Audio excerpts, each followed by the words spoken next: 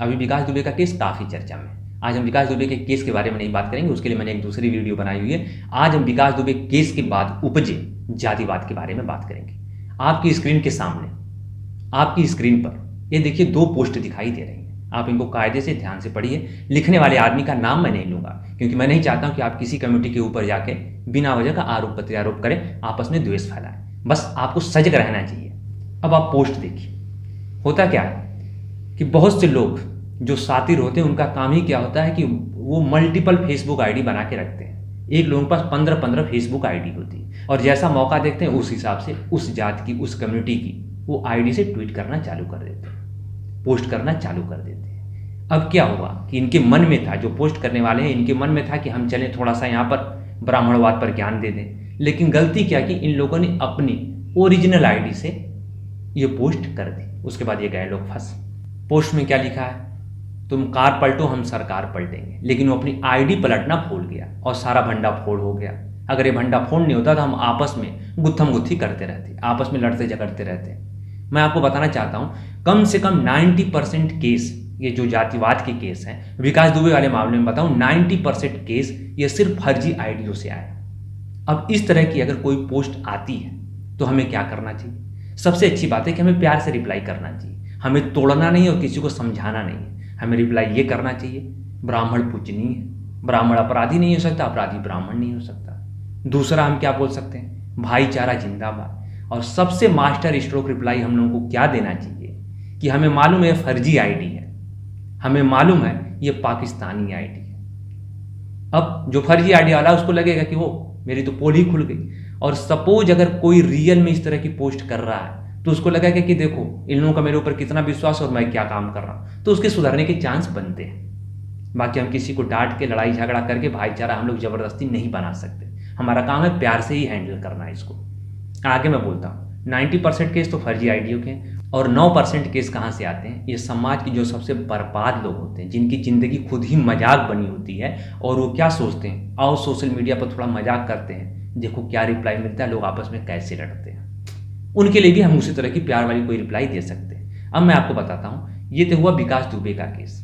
अब 1% केस क्या बचते हैं जो रियल में आदमी जातिवादी होते हैं, उसको हमें कैसे हैंडल करना चाहिए? अब विकास दुबे केस को हम यही छोड़ते हैं। आपने इस केस में देखा 90% का एक क्लास बना, 9% का एक क्लास बना, बच गए 1%। 1% ये वो लोग होते हैं जो पूरे सोशल मीडिया पर जाति का जहर फैला के रखते हैं, हर समय फैला के रखते हैं। ये कोई भी मैटर है, इनको उसमें जाति का एंगल जरूर नजर आता है।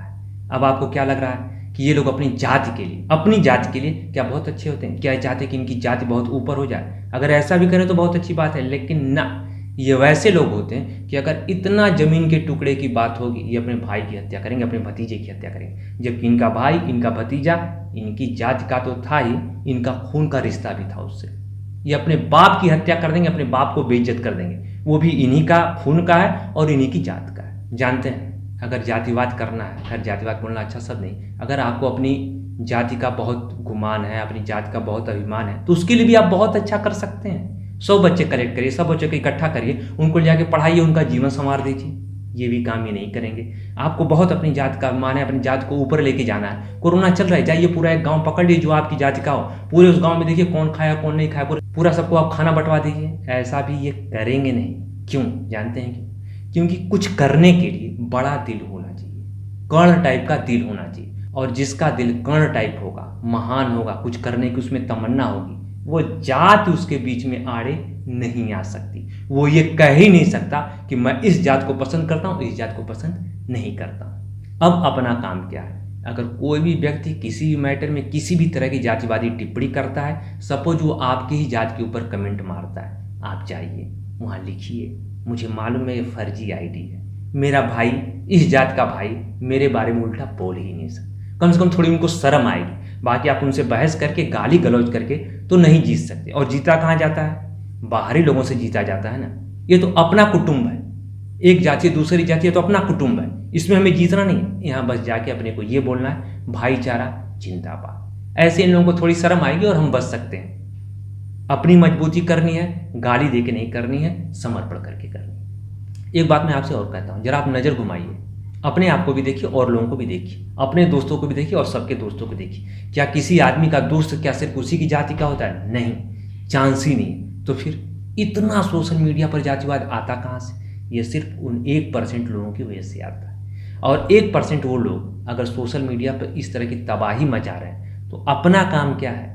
उनको सुधारना। हम नहीं सुधार सकते भाई। अगर सोशल मीडिया का यूज कर रहा है, उसकी उम्र 15-20 साल हो चुकी होगी, जब उसके माँ बाप पाल पोस के उसको इतना नहीं सिखा सके, तो हम सोशल मीडिया पर सिर्फ एक मैसेज करके उसको समझा सकते? नहीं समझा सकते। वो अपनी नीचता दिखा रहा है। कोई भी अगर वो जातिवादी टिप्पणी कर सकता है, हम क्या कर सकते हैं? जाके नीचे टाइप करेंगे भाईचारा जिंदाबाद। दूसरा टाइप ये भी कर देंगे, मालूम है तुम एक जात के दूसरी जात को गाली दे रहे हो, ये फेक आईडी है, ये पाकिस्तानी आईडी। उसको शर्म आएगी, बस इसके सिवा हम कुछ भी कर नहीं सकते। अब एक लास्ट बात बोलता हूँ, जाति का गुमान होना अच्छी बात है। अगर जात का आपको गुमान है, अपनी जात को ऊपर लेके जाना चाहते हैं, तो अपनी जात में जाके कुछ अच्छे काम करिए, अपनी जात में जाके कुछ सेवा करिए, लोगों की सहायता करिए, कुछ लोगों को आगे बढ़ाइए, पढ़ाइए लिखाइए, यहाँ तक चलेगा। लेकिन इसका मतलब ये नहीं है कि आप जाके किसी दूसरे की जाति को गाली दें ना। अगर आपको अभी भी ये गुमान बना हुआ तो भारत में अपनी जाति का परसेंटेज देख लीजिएगा, कितना परसेंटेज है? 5%, 10%। अब 5%, 10% होते हुए आप सबके ऊपर राज करना चाहते हैं, पॉसिबल नहीं है।